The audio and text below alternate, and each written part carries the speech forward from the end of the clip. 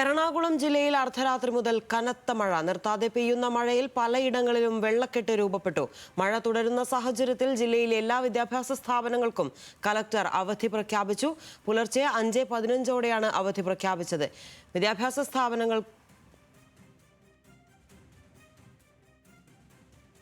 വിവരങ്ങളുമായി സെയ്ഫുൻ നിസ അലിയാർ ചേരുകയാണ്. സെയ്ഫു, എറണാകുളം ജില്ലയിലും കനത്ത മഴ തുടരുന്ന സാഹചര്യം. ഇന്നലെ അർദ്ധരാത്രി മുതൽ നിർത്താതെ പെയ്യുന്ന മഴയാണ് എറണാകുളത്തുള്ളത്. ഇപ്പോൾ വിദ്യാഭ്യാസ സ്ഥാപനങ്ങൾക്കുൾപ്പെടെ അവധി പ്രഖ്യാപിച്ചിട്ടുണ്ട്. അരുണ്യ, ഇന്നലെ 8 ജില്ലകളിൽ ഓറഞ്ച് അലർട്ട് പ്രഖ്യാപിക്കുകയും ഇതിൽ 6 ജില്ലകൾക്ക് അവധി നൽകുകയും ചെയ്തിരുന്നു. പക്ഷേ ഇതിൽ എറണാകുളം ജില്ല ഉണ്ടായിരുന്നില്ല. പക്ഷേ ഇന്നലെ അർദ്ധരാത്രി മുതൽ എറണാകുളം ജില്ലയിൽ അതിശക്തമായ മഴയാണ് പെയ്യുന്നത്.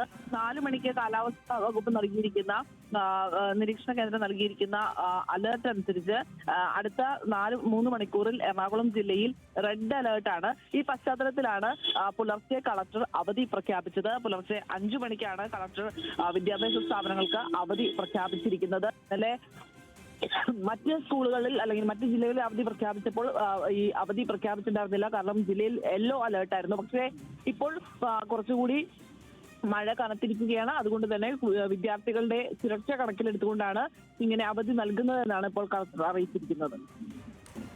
ശരി സൈഫുന്നിസ, യാതൊരു മുന്നറിയിപ്പും ഒക്കെ ഇല്ലാതെയാണ് മഴ അലേർട്ടുകൾ പെട്ടെന്ന് മാറുന്നുള്ളത്. അതിനനുസരിച്ചുള്ള ജാഗ്രത ജനങ്ങൾ പാലിക്കണം. വിവരങ്ങളാണ് സൈഫുന്നിസ അലിയാർ നൽകിയത്. ആലപ്പുഴ ജില്ലയിൽ മഴ കനക്കുകയാണ്. അപ്പർ കുട്ടനാട് മഴക്കെടുതി ദുരിതത്തിലാണ്. മുട്ടാറും വെളിയനാടും ഇപ്പോഴും വെള്ളത്താൽ ഒറ്റപ്പെട്ട് കിടക്കുകയാണ്. 6000 പേരാണ് 76 ദുരിതാശ്വാസ ക്യാമ്പുകളിലായി കഴിയുന്നത്.